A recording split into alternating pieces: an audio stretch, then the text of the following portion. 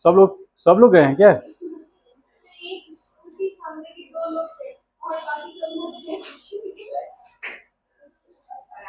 चलिए, last class में हम लोग एबिलिटी निकाले हैं, ठीक है।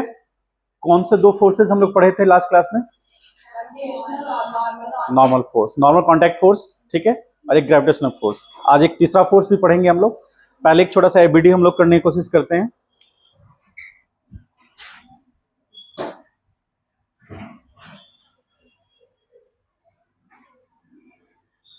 Find the FBD of masses m1 and m2। Ground surface या टेबल हम लोग उस तरह से रिप्रेजेंट करते हैं इसको। एक ब्लॉक जिसका मास m1 है और उसी के पास में एक बड़ा ब्लॉक है, मास m2 है। इस पर एक्सटर्नल फोर्स लग रहा है F अमाउंट का। तो हमें क्या पता करना है? m1 मास का एबिलिटी और m2 मास का एबिलिटी। तो हम पहले सिस्टम इसको मानेंगे। अभी मत लिखिए, अभी सिर्फ देखें यहां पर, फिर आराम से उतार लीजिएगा।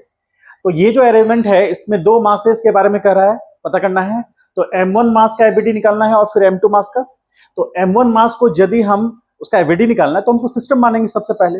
तो m1 मास को हम जब सिस्टम मानेंगे तो इस पर लगने वाले सारे फोर्सेस को देखेंगे, इसको एक पार्टिकल की तरह ट्रीट करेंगे। तो इस पे लगने वाले जो फोर्सेस हैं उसमें सबसे पहले तो डाउनवर्ड डायरेक्शन में mg हो जाएगा। तो m1g, चूंकि यहां पर एक कॉन्टेक्ट सरफेस है और एक कॉन्टेक्ट सरफेस है, दो कॉन्टेक्ट सरफेस हो गया इसके लिए। तो कॉन्टेक्ट सरफेस से नॉर्मल लगेगा, ये n1 होगा। तो n1 वो फोर्स है जो m1 मास पे लगा रहा है, कौन? ग्राउंड सरफेस, ठीक है। तो ग्राउंड सरफेस जो m1 मास पर फोर्स लगा रहा है वो n1 है, और इसके साथ कांटेक्ट में जब इधर से फोर्स लगेगा तो ये मास इस पे लगाएगा। लेकिन चूंकि इसका एबिलिटी निकालना है तो ये जो फोर्स इस पे लगाएगा उसको नहीं देखना है, हमें देखना है कि ये m2 मास इस पर जो फोर्स लगाएगा उसको n2 कहेंगे। नॉर्मल इसलिए कह रहे हैं क्योंकि कांटेक्ट फोर्स है वो। और देखिए प्लेन कैसे है, परपेंडिकुलर टू एक्स एक्सिस है, इसलिए फोर्स एक्स एक्सिस के लॉन्ग लगेगा।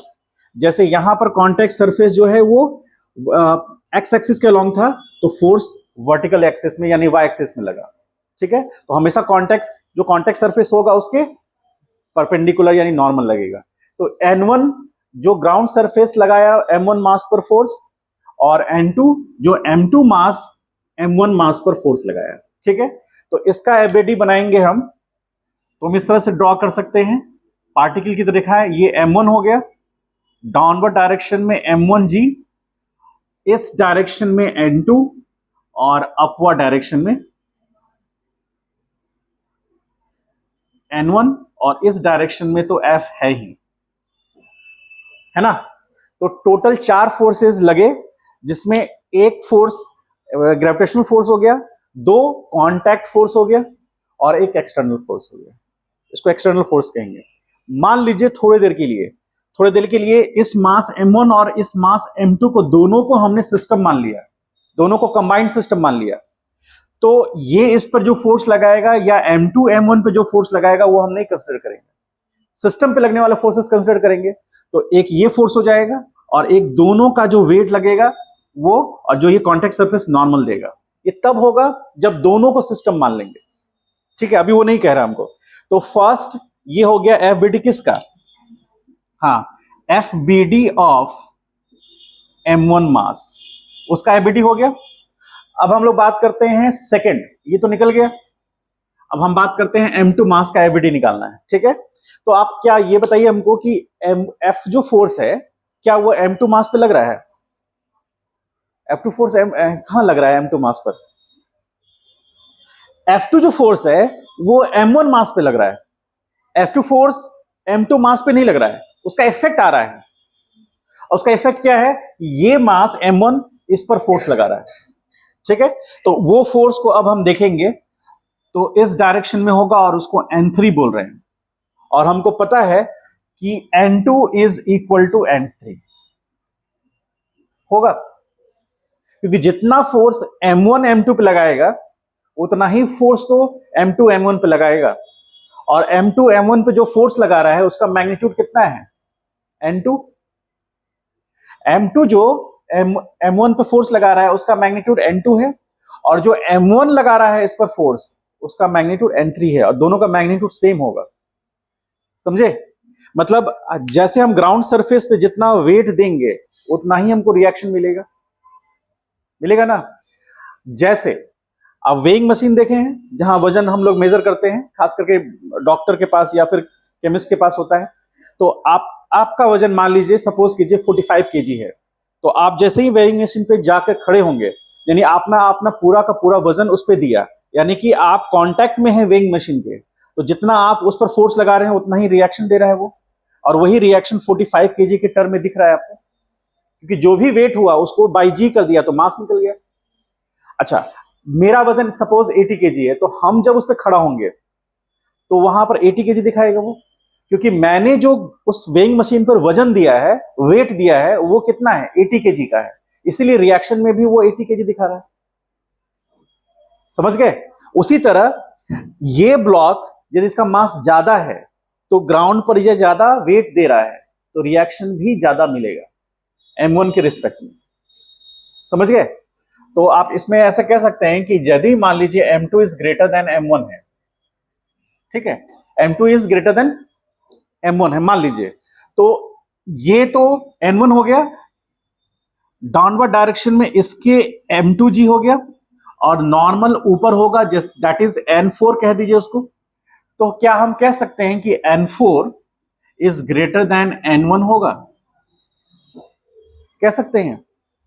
क्यों कह सकते हैं? क्योंकि इसका वेट जो ग्राउंड पे लगा रहा है, ये तो ग्राउंड रिएक्शन दे रहा है, तो जितना इसका वेट है उतना ही रिएक्शन N1 मिलेगा। तो इसका मास चूंकि कम है इसलिए वेट भी कम इसका होगा, तो रिएक्शन भी कम मिलेगा इसके रिस्पेक्ट में। इसीलिए N4 जो होगा वो N1 से ज्यादा होगा, इसलिए क्योंकि M2G M1G से ज्यादा होगा। समझ पाए इस बात को? तो अब इसका यदि एफबीडी बनाएंगे तो एक M2G हो गया, एक N4 हो गया, और एक जो इस पे लग रहा है N3 जो M1 M2 पे लगा रहा है, और कोई फोर्स फिलहाल और कोई फोर्स नहीं है। तो इस तरह से हम यहां पर दिखा सकते हैं ये M2 मास को। तो इस डायरेक्शन में कौन सा लगेगा, N3 लगेगा, डाउनवर्ड डायरेक्शन में M2G लगेगा, अपवर्ड डायरेक्शन में N4 लगेगा।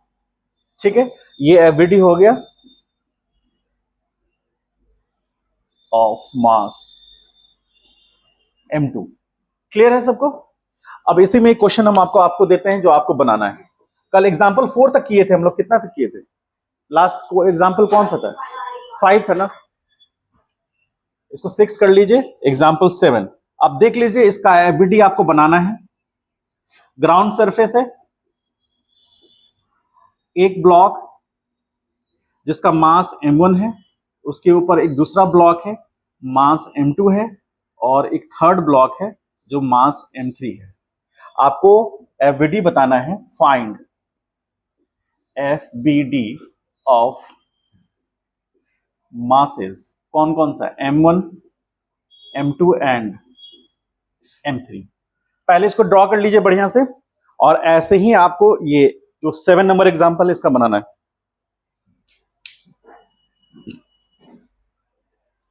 उसको कर्टेन को पूरा कवर कर लो, बस ठीक।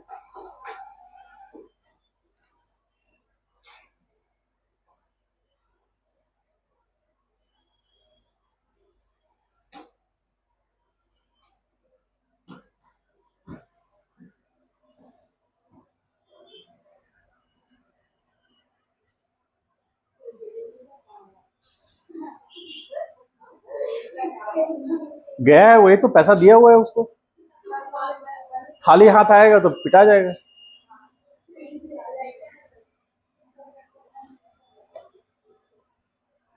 ये 16 का डायलॉग सुना देंगे, कितने आदमी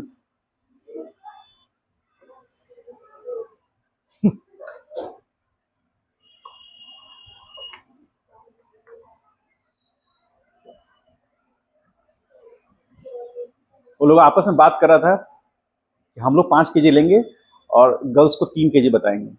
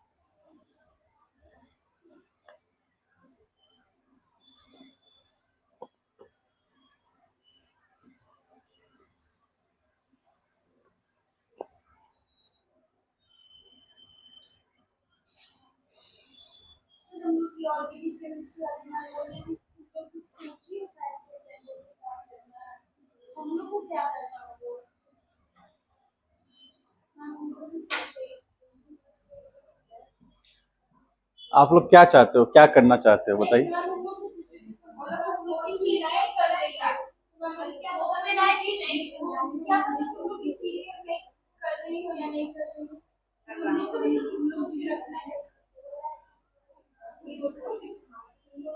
नहीं, एक्चुअली हम लोग उस दिन टीचर्स डे नहीं मनाते हैं, फ्रेशर्स देते हैं। टीचर्स डे हम लोग नहीं मनाते। क्या कह रही थी, कुछ कह रही थी?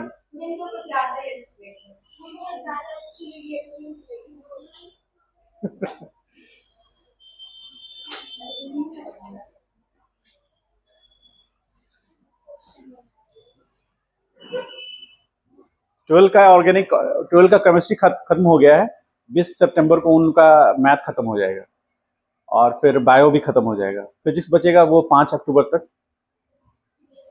नहीं, फिर रिवीजन चलेगा हम लोग का।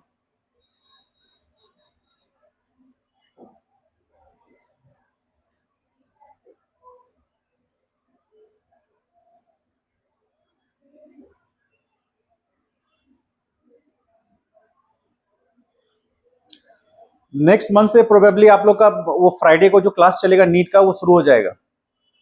ठीक है, सबसे पहले हम लोग मोशन स्ट्रेट लाइन स्टार्ट करेंगे, फिर प्लेन और फिर लॉज ऑफ मोशंस। वो चलता रहेगा, इधर से अपना कोर्स चलता रहेगा। 2-2 घंटे का पेपर हो, मतलब क्लास होगा, वो ध्यान रखिएगा। क्वेश्चंस फ्राइडे को सिर्फ वही क्लास होगा 6 घंटे के लिए। अब बीच में गैप रहेगा, एक क्लास 2 घंटे का होगा। उसमें सिर्फ प्रीवियस ईयर क्वेश्चन आपको अभी कुछ दिन में मिल जाएंगे, एक वीक में मिल जाएगा, वही डिस्कस होगा सिर्फ। ठीक है, उसको ही बनाना है बार बार। ठीक है, उसमें जो डिफिकल्ट क्वेश्चन है वही बताएंगे कैसे बनाना है।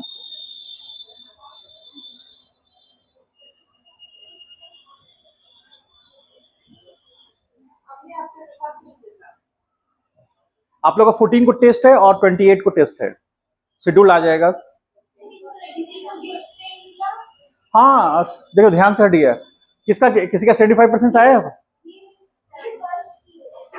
कितना परसेंट है बेटा तुम्हारा? तुम्हारा कितना है? 129 मार्क्स है ना शायद। किसका 129 मार्क्स है? तुम्हारा है। हाँ हाँ, वो रेशियो इस बार पीछे चला गया एकदम। अच्छा, अभी हम देख लेते हैं, कल मिल जाएगा आप लोग को। हाँ, 75% होना चाहिए बस। हाँ बस तो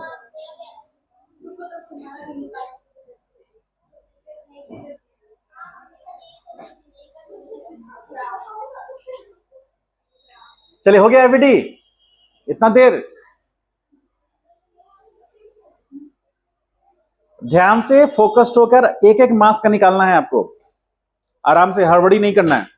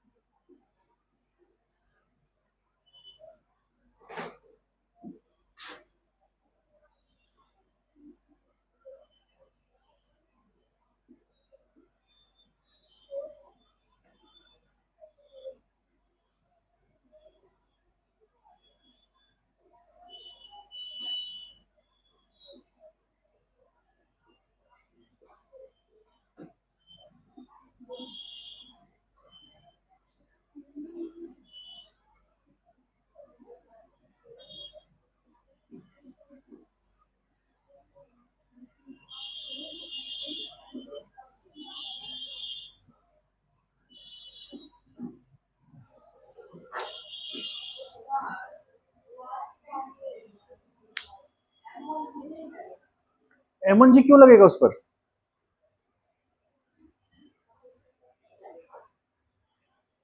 M1G का वेट जो कह रहे हैं, हाँ हाँ लगेगा, सही लगेगा, हम ऐड कर देते हैं, लगेगा, सही है। क्या हुआ? इसमें इसमें ऐड कर दीजिए, ठीक कर रहे हैं आप, सही कर रहे हैं। ऐसे कर सकते हैं, देखिए, ठीक है।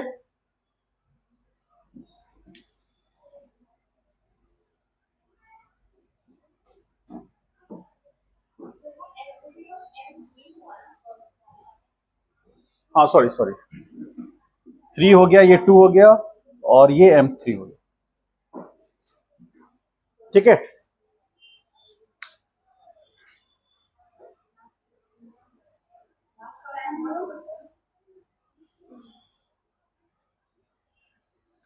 उल्टा लिख दिए हम क्या? हाँ ये M1 होगा, उल्टा हम लिख दिए। एक मिनट रुक जाइए। M3 उल्टा मैंने, मतलब ध्यान में उल्टा आ गया था मेरे।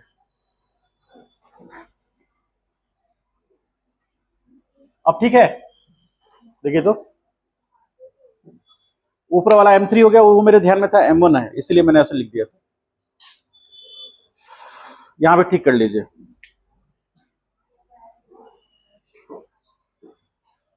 अब सही है, ठीक। चलिए ड्रॉ कर लीजिए, आगे हम लोग बढ़ते हैं अब थर्ड फोर्स में, जो कि टेंशन फोर्स है। लाइफ में भी टेंशन है, यहां भी टेंशन पढ़ेंगे। आप लोग में कितने लोगों की लाइफ में टेंशन नहीं है?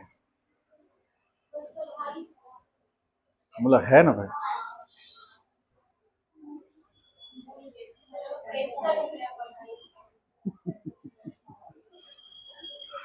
तो आगे बैठ के पढ़ती तो थी, क्यों नहीं बैठ के पढ़ रही हो? और ये वाला हॉल खाली रहता है, हॉल खाली रहता है, यदि आपको टाइम रहे तो बैठ के पढ़िए। क्या चीज पैड डिबन? तुम पैदल चले गए बोबम?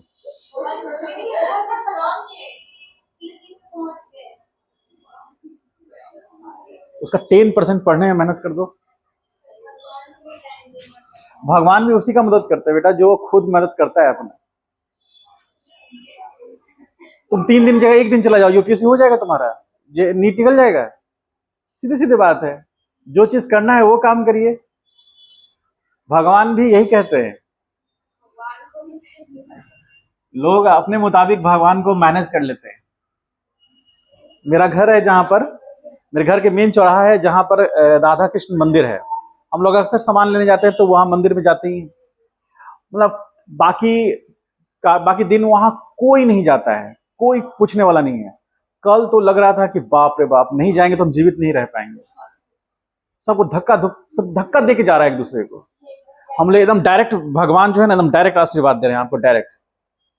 पीछे रहिएगा ना, दूर रहिएगा तो नहीं, उनका वेव जो है ना उतना दूर नहीं जा पाएगा। क्या लॉजिक!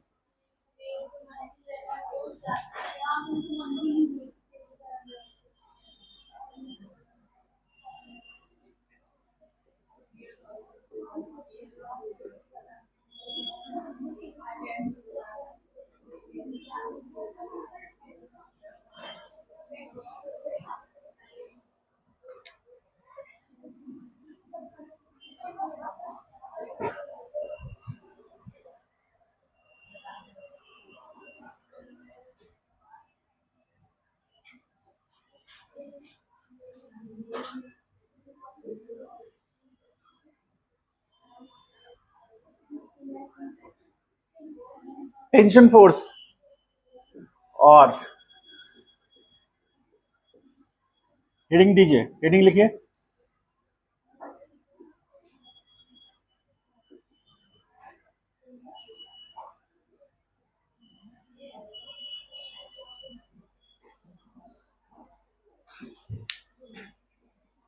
माहौल बन रहा है।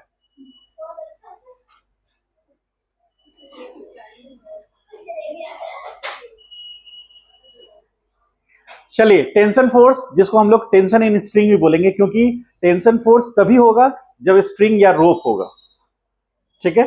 अदरवाइज टेंशन की हम बात नहीं करेंगे। ब्लॉक को हम रिजिड बॉडी मानते हैं। ठीक है, समझिए एक एग्जांपल समझते हैं, उसमें हम लोग फिर कुछ ऐड करेंगे, कुछ एजम्पशन फॉलो करेंगे। तो एजम्पशन में हम लोग आगे देखेंगे, पहले इसको समझिए, ये सिचुएशन को, ऐसा सिचुएशन आप डे टू डे लाइफ में देखते हैं, उसी अकॉर्डिंग हम लोग बात कर रहे हैं कि एक स्ट्रिंग है जिससे एक ब्लॉक मास जिसका m है वो हैंग कर रहा है, मतलब लटका हुआ है, स्ट्रिंग है ये, ठीक। ऐसा आप डे टू लाइफ में कहीं ना कहीं देखते हैं, ठीक है। मास उसका m है, तो आप खुद सोचिए कि ये मास जो है यदि स्ट्रिंग से बंधा हुआ नहीं रहेगा तो मास नीचे चला जाएगा। इसका मतलब है कि इसका जो वेट लग रहा है, जो हम लोग पढ़ चुके हैं वो फोर्स, ध्यान समझिएगा, mg। तो ये mg इस पे लग रहा है और ये ब्लॉक जो है उसी पोजीशन पे है। इसका मतलब है कि अपवर्ड में उतना ही मैग्नीट्यूड का फोर्स लग रहा है, तभी ये स्टेशनरी रह सकता है, अदरवाइज ये स्टेशनरी नहीं रह सकता है। मान लीजिए सपोज करें यहां से हम कैंची से कट कर दें रस्सी को, तो ब्लॉक तेजी से नीचे, तो कोई चीज तो होल्ड कर रहा था उसको, और इतना तय है कि इतने ही मैग्नीट्यूड का होगा और अपोजिट डायरेक्शन में होगा, ठीक है। चूंकि ये स्ट्रिंग है तो उसका हम टी नाम दे दिए, और ये जो लेंथ है ये इसके लेंथ के बराबर होगा, क्योंकि मैग्नीट्यूड दोनों का बराबर है, मतलब T is equal to mg। हम ऐसा लिख सकते हैं, मैग्नीट्यूड वाइज दोनों सेम है, डायरेक्शन में ये पॉजिटिव वाई एक्सिस हो गया, ये नेगेटिव वाई एक्सिस हो गया। तो हम डायरेक्शन वाइज लिखना चाहेंगे तो कैसे लिखेंगे, डायरेक्शन वाइज लिख लेंगे तो हम T vector is equal to, T के ऊपर वेक्टर दिखा रहे हैं, T vector is equal to T J cap लिख सकते हैं ऐसे, और W vector is equal to mg minus J cap ऐसे लिख सकते हैं। ये वेक्टर के फॉर्म में हो गया और ये मैग्नीट्यूड के फॉर्म में हो गया, ठीक है। अब आप ये समझिए कि इसका मैग्नीट्यूड इसके मैग्नीट्यूड के बराबर है, तभी ये होल्ड कर रहा है आराम से, ठीक है। अब इसमें हमको एक चीज समझना है, एजम्पशन, एजम्पशंस ऑफ स्ट्रिंग। मतलब स्ट्रिंग में क्या एजम्पशन है, आप बोलेंगे सर ये एक्सपैंड कर जाएगा, लंबाई बढ़ जाएगा, तो उसका एजम्पशन हम लोग लेके चलेंगे पहला कि स्ट्रिंग इज इनएक्सटेंसिबल। इनएक्सटेंसिबल मतलब स्ट्रिंग में एक्सटेंशन नहीं होगा, हम ये मान के चलते हैं, ठीक है। ऐसे प्रैक्टिकल लाइफ में होता है, एक्सटेंड करता है थोड़ा, लेकिन हम ये मान के चल रहे हैं कि लेंथ काफी बड़ा है और एक्सटेंशन छोटा हो रहा है, इसलिए उसको इग्नोर करके चलते हैं। तो हम लोग throughout laws of motion में स्ट्रिंग को क्या मानेंगे कि वह इनएक्सटेंसिबल है, मतलब एक्सटेंड नहीं करेगा, यानी लंबाई उसका बढ़ेगा नहीं, उसका लेंथ फिक्स रहेगा। That is the length of the string. String will not, बोलिए, विल नॉट चेंज नहीं होगा, ठीक है। सेकेंड एजम्पशन मानेंगे, the mass of string is 0, मतलब मासलेस स्ट्रिंग होगा, ये मान के चलेंगे हम लोग, ठीक है। मतलब स्ट्रिंग का अपना कोई मास नहीं है, ठीक है। Third assumption, tension in a string will be uniform, will be uniform। Uniform होने का मतलब क्या हुआ कि सारे पोजीशंस पर, मतलब स्ट्रिंग के हर पोजीशन पर टेंशन फोर्स बराबर होगा। मतलब ऐसा नहीं कि मास से कनेक्ट है तो यहां ज्यादा होगा, यहां कम होगा, यहां बीच में ज्यादा होगा, मतलब सारे जगह पर बराबर होगा। मैग्नीट्यूड टेंशन फोर्स का सब जगह बराबर होगा थ्रू आउट स्ट्रिंग। और जो फोर्थ एग्जांपल है वो बहुत इंपॉर्टेंट है, एग्जम्पशन, कि फोर्थ एग्जम्पशन कहता है कि हम लोग ये मान के चलते हैं कि tension will be same in one string. जो एक स्ट्रिंग होगा उसमें टेंशन सेम होगा, मतलब ये स्ट्रिंग है तो किसी भी पॉइंट पे चेक करेंगे तो टेंशन सेम होगा, ठीक है। डायरेक्शंस बदल सकते हैं लेकिन मैग्नीट्यूड दोनों सब जगह पर सेम होगा। अब मान लीजिए कि ये ब्लॉक जो है एक और स्ट्रिंग से जुड़ा हुआ है, सपोज करें यहां हम छोटा सा बना देते हैं एक अलग तरीके से, ताकि आपको समझ में आए। मान लीजिए एक ब्लॉक है, मास उसका m है, और यहां एक स्ट्रिंग ये है, तो ये हो गया फर्स्ट स्ट्रिंग और ये हो गया सेकेंड स्ट्रिंग। तो इस स्ट्रिंग का यदि टेंशन T1 होगा, ऐसे मान लेते हैं कि इसका टेंशन T1 है, तो इसका टेंशन T2 होगा।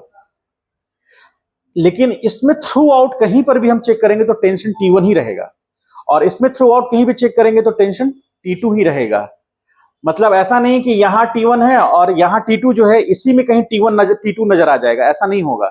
एक स्ट्रिंग में टेंशन एक ही होगा, एक ही मैग्नीट्यूड का होगा, इसलिए tension in will be same in one string. अब जैसा ही दूसरा स्ट्रिंग चेंज होगा तो टेंशन चेंज हो जाएगी।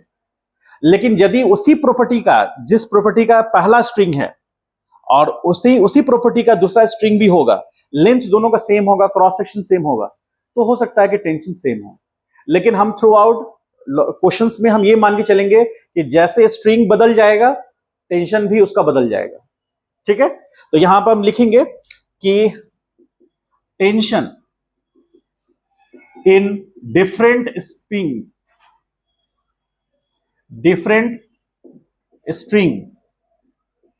Will be different.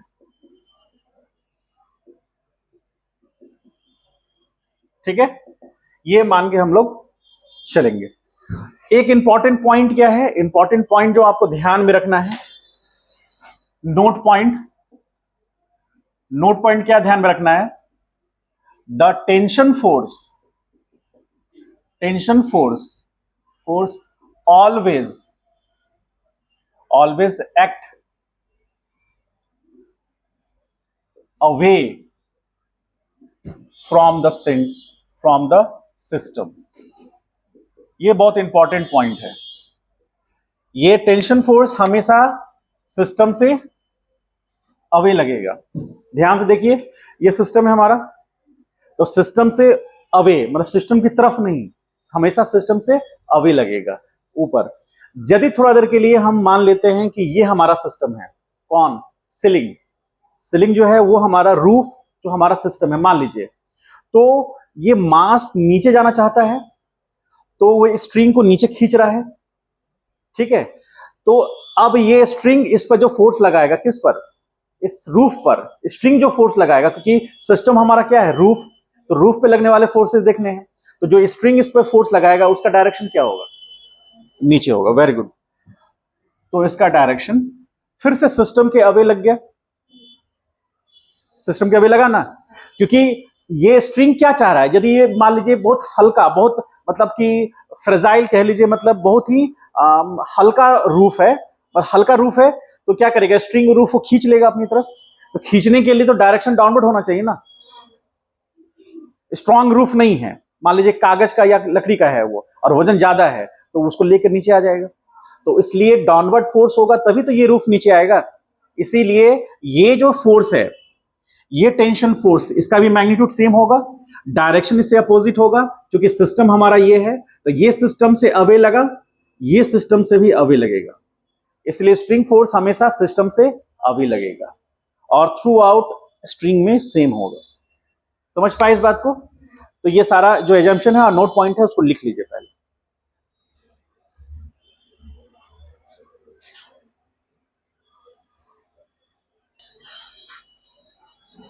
ठीक है, इस साइड वाला लॉक कर दीजिएगा।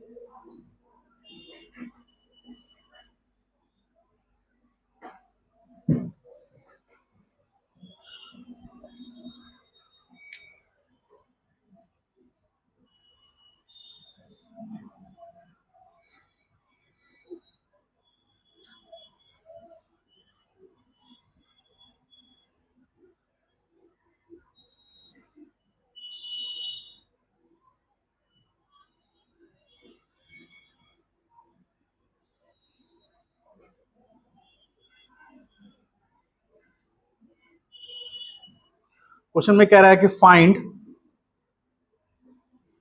The FBD of block mass m, इसका FBD निकालने की कर रहा है, ठीक है।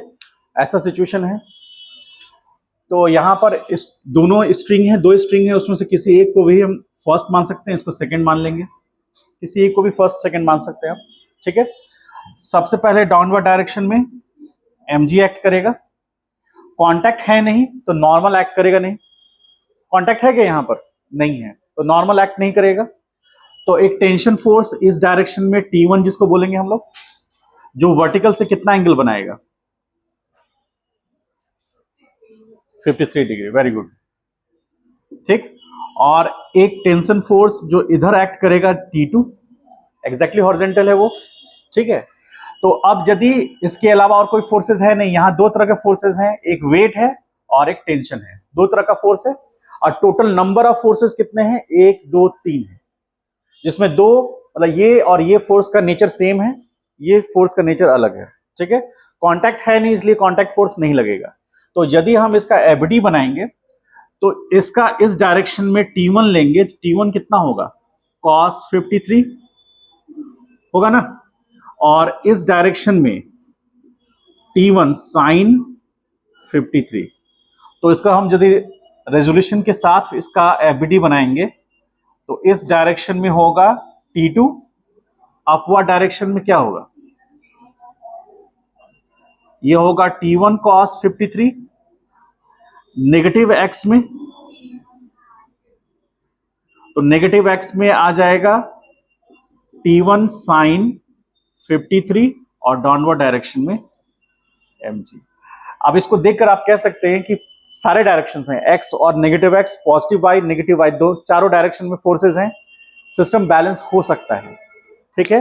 यदि सिस्टम बैलेंस है मतलब सिस्टम इक्विलिब्रियम में है, तो ये T2 बराबर कितना होगा, T1 sin 53 और T1 cos 53 बराबर क्या होगा, mg। ये बराबर होंगे तो ये इक्विलिब्रियम में कहलाएगा। फिलहाल हम लोग क्या बनाए हैं, इसका FBD बनाए, ठीक है। तो ये हो गया FBD ऑफ मास m। तो हम लोग अभी इक्विलिब्रियम नहीं निकाल रहे हैं, हम लोग इक्विलिब्रियम से पहले FBD निकाल रहे हैं ताकि हम ये जज कर सके कि ये इक्विलिब्रियम में होगा कि नहीं होगा, ठीक है।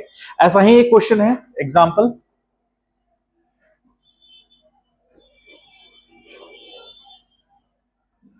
तो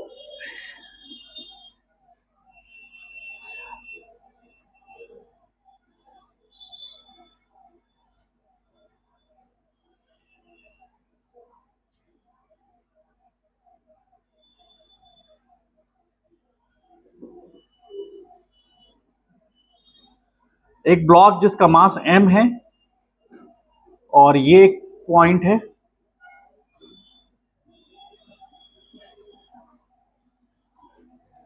और इधर एक पॉइंट है, ठीक है। आपको बताना है FBD, इस पॉइंट का नाम हम P रख रहे हैं, तो फाइंड FBD ऑफ पॉइंट, कौन सा, P का हमको FBD बताना है, ठीक है। P मासलेस है, पॉइंट वो है, वो मासलेस है, उसका FBD बताना है, ठीक। तो सबसे पहले क्या करेंगे, इस टाइप के इंजीनियरिंग में भी क्वेश्चन आते हैं, सबसे पहले क्या करेंगे कि इस स्ट्रिंग को फर्स्ट मान लेंगे, इस स्ट्रिंग को सेकंड और इसको थर्ड मान लेंगे। किसी भी को भी आप फर्स्ट सेकंड थर्ड मान सकते हैं, कोई इशू नहीं है, ठीक है। तो आपने इसको फर्स्ट मान लिया, तो ये इसको अपनी ओर खींचेगा T1 से, ये T2 होगा और ये T3 होगा, ठीक है। तो इसका 3 डायरेक्शन में फोर्सेस है, ये एंगल आपको दिया हुआ है, ये 37 डिग्री एंगल दिया हुआ है, तो आप वर्टिकल से जो एंगल है 53 डिग्री निकाल सकते हैं, ठीक है। अब आप ये समझिए कि हमको पहले ये देखना है कि ये जो ब्लॉक है, इस ब्लॉक को यदि हम सिस्टम मान रहे हैं तो इस ब्लॉक पर लगने वाला फोर्सेस कौन होगा, एक mg और एक अपवर्ड डायरेक्शन में T3 होगा। स्ट्रिंग एक ही है ना, तो टेंशन एक होगा, थर्ड स्ट्रिंग का टेंशन T3 है, तो थ्रू आउट T3 होगा, है ना। तो ये जो T3 है, तो यदि इसका FBD देख रहे हैं तो T3 इज इक्वल टू क्या होगा, mg होगा ना। और इस पॉइंट का FBD देखेंगे तो पॉइंट का एफबीडी में एक इस डायरेक्शन में जो फोर्स लग रहा है T2, डाउनवर्ड डायरेक्शन में T3 जो किसके बराबर है, mg के बराबर होगा, ठीक। और एक इस डायरेक्शन में टेंशन लग रहा है, दैट इज T1। अब इसको हम रिजॉल्व कर रहे हैं, ये 53 डिग्री, तो ये आ जाएगा T2 कितना, cos 53, और इस डायरेक्शन में T2 sin 53। ये रिजॉल्व हो गया। तो ये एफबीडी किसका हो गया, बीडी ऑफ पॉइंट P का, और ये एफबीडी किसका है, यहां पर इसका बना देते हैं शॉर्ट में, T3 डाउनवर्ड डायरेक्शन में mg, ये एफबीडी है ऑफ m मास, ठीक है, समझ गए इसको। तो पॉइंट, उस पॉइंट का भी P का भी एफबीडी निकल गया, और जो मास है हमारा है m, उसका एफबीडी निकल गया, ठीक है। दोनों को ड्रॉ कीजिए।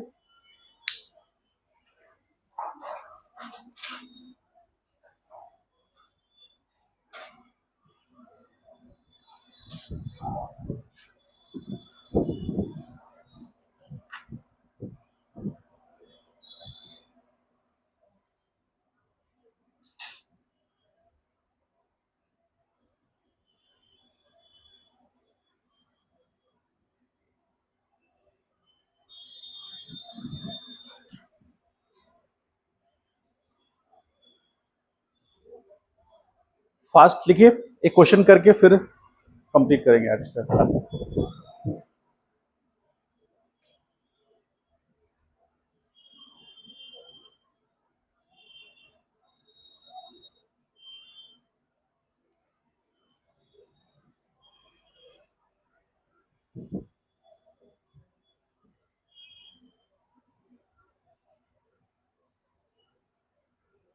कोई डाउट?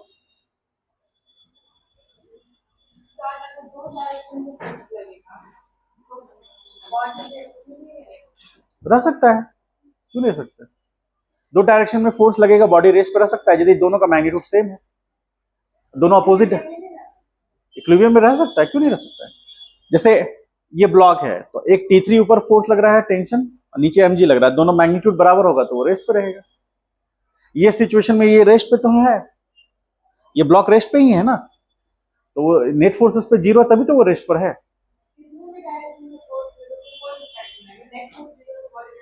हाँ, जिस स्टेट में है उस स्टेट में रहेगा। अब वो स्टेट रेस्ट का है तो रेस्ट पे रहेगा।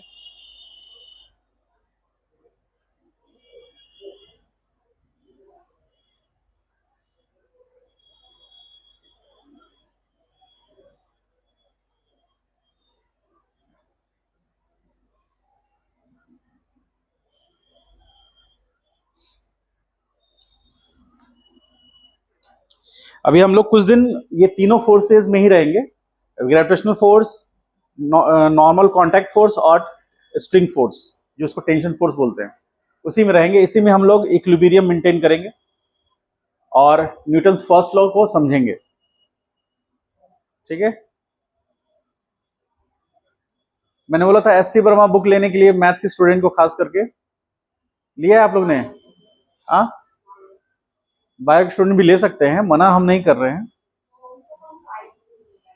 हाँ, आप लोग को कौन सा बुक लेना चाहिए?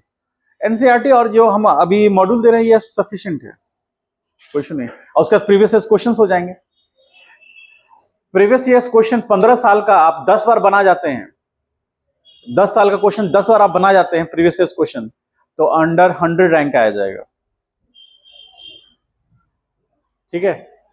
लेकिन 10 साल का क्वेश्चन एक बार बनाने में, 10 बार छोड़ दीजिए, एक बार बनाने में आ? 2-3 जन्म नहीं, इसी जन्म में हो जाए।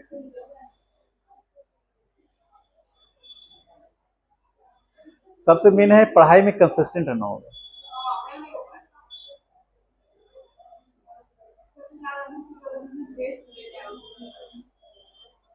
टेस्ट को सीरियसली दीजिए एकदम, वो बहुत हेल्पफुल होगा आपके लिए, बहुत हेल्पफुल। टेस्ट को जितना बेहतर आप दे सकते हैं, क्या टेस्ट जितना सीरियस होकर आप दीजिएगा, आपका पढ़ाई उतना ही बेहतर होगा।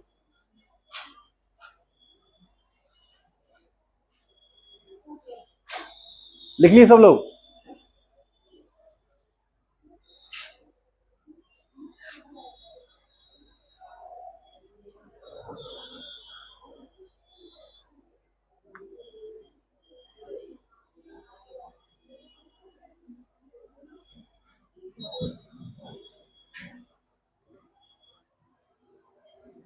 पुली के बारे में पढ़े हैं आप लोग? पुली, पुली क्या होता है? हाँ?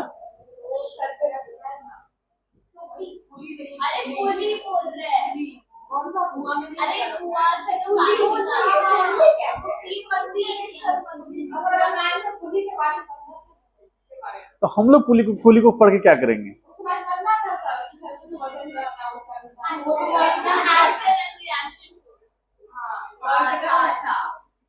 तो हम कूली का एग्जाम्पल क्या क्या देंगे? हम खुद अपना ही एग्जाम्पल देंगे।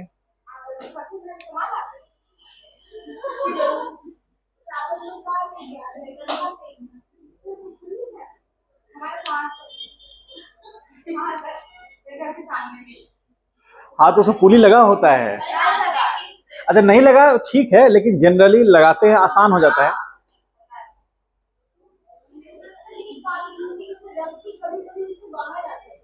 हाँ, तेज खींचेगा, थोड़ा टर्न करेगा तो हो जाएगा। टर्न नहीं कराना उसको, पुली PULLELY, ठीक है।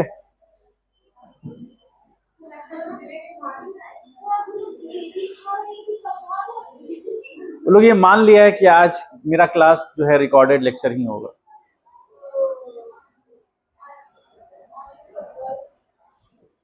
चलो, हो गया कंप्लीट।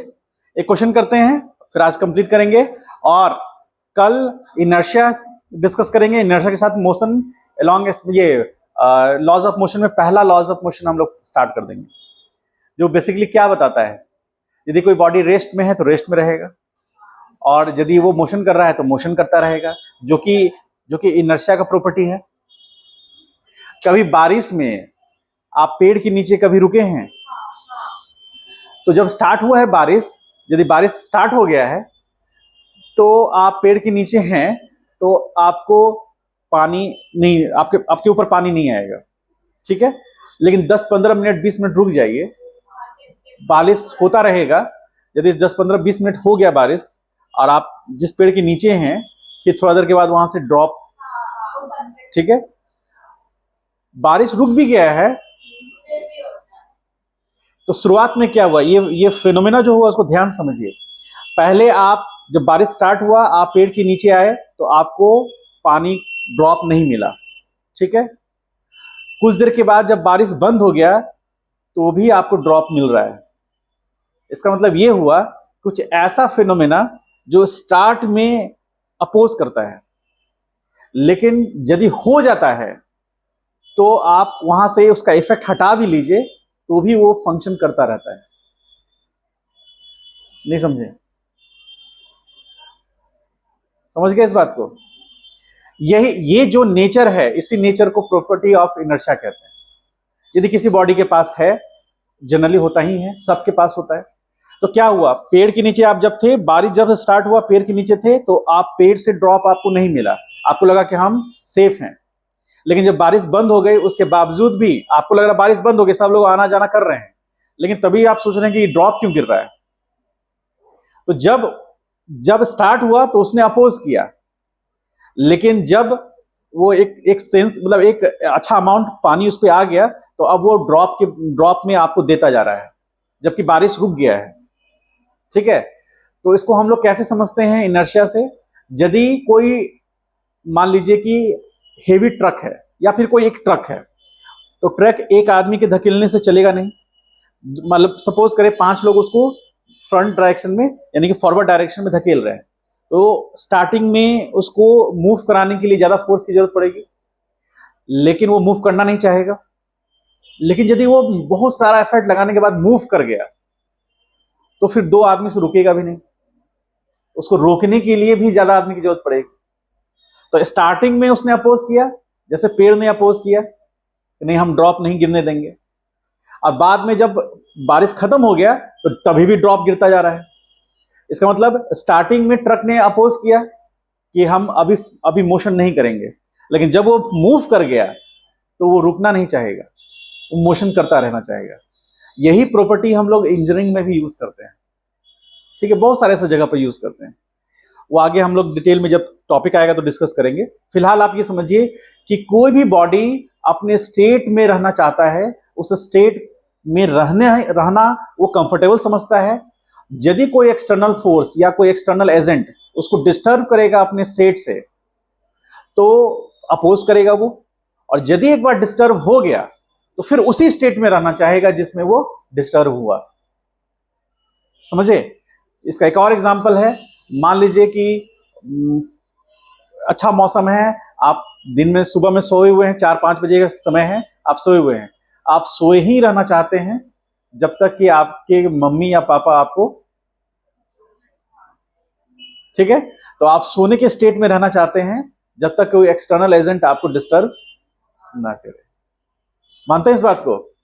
हा? तो जैसे मान लीजिए कि कुछ बच्चे हैं जो खेलना बहुत पसंद करते हैं, खेल रहे हैं, अब उनको कोई मना करेगा तो उनको गुस्सा आएगा कि हमको मना किया जा रहा है, तो खेलने के स्टेट में रहना चाह रहे हैं।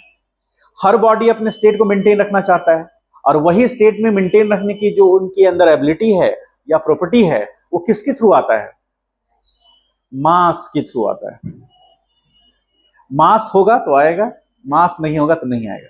जैसे एक साइकिल है, साइकिल को मतलब मान लीजिए साइकिल का दोनों हवा निकला हुआ है, दोनों टायर का हवा निकला हुआ है, तो उसको मूव कराने के लिए कितने आदमी की जरूरत पड़ेगी? एक। उसको रोकने के लिए जब मूव कर गया तो कितने आदमी की जरूरत पड़ेगी? एक। ठीक है, मान लीजिए कि एक हेवी बाइक है, वो उसका टायर पंचर हो गया, पीछे लगा व्हील का हवा निकल गया, तो आप उसको मूव कराना चाहेंगे, दिक्कत आएगी। साइकिल के रिस्पेक्ट में थोड़ा ज्यादा दिक्कत आएगी उसमें। हो सकता है कि 2 आदमी की जरूरत पड़े, एक हैंडल पकड़ेगा और पीछे से धकेलेगा, ठीक है, मूव कर जाएगा वो। ठीक है, मूव कर रहा है, अचानक मूव कर रहा है, अचानक आपको रोकना है, वहां स्पीड ब्रेकर है, तो आप ब्रेक मारेंगे, आपके हाथ से रुकेगा नहीं वो। ठीक है, अब यही बात 4 व्हीलर में कोई आप ले लीजिए, कोई लाइट व्हीकल है, कोई हल्का गाड़ी है 4 व्हीलर में, तो 2 आदमी उसको धकेल करके आगे बढ़ा सकते हैं। जब वो आगे बढ़ने लगता है तो वो 2 आदमी के रोके हुए नहीं रुकेगा, वो फिर कुछ डिस्टेंस कवर कर लेगा वो। ठीक है, अब हमको एक चीज बताइए कि यदि मान लीजिए वही यदि ट्रक है, तो ट्रक स्टार्ट नहीं हो रहा है, मतलब मूव नहीं हो रहा है, तो आपको जरूरत है 5 लोगों की, क्योंकि मास ट्रक का एक कार से ज्यादा है, कार का मास एक बाइक से ज्यादा है, और बाइक का मास साइकिल से ज्यादा है। तो इसीलिए हर बार जब जब मास बढ़ता जा रहा है तो आपको उसको स्टेट को चेंज करने के लिए ज्यादा एफर्ट की जरूरत पड़ रही है ना। मैंने बोला ना, साइकिल आप अकेले मूव करा सकते हैं, उसको रोक भी सकते हैं, बाइक में 2 आदमी की जरूरत पड़ जाएगी, कार में 3 लोगों की जरूरत पड़ जाएगी, ट्रक में 5 लोगों की या 6 लोगों की जरूरत पड़ेगी। तो ये जो लोग बढ़ते जा रहे हैं, बेसिकली क्या बढ़ रहा है, ये उस पर जो लगने वाला फोर्स है उसका मैग्नीट्यूड बढ़ रहा है।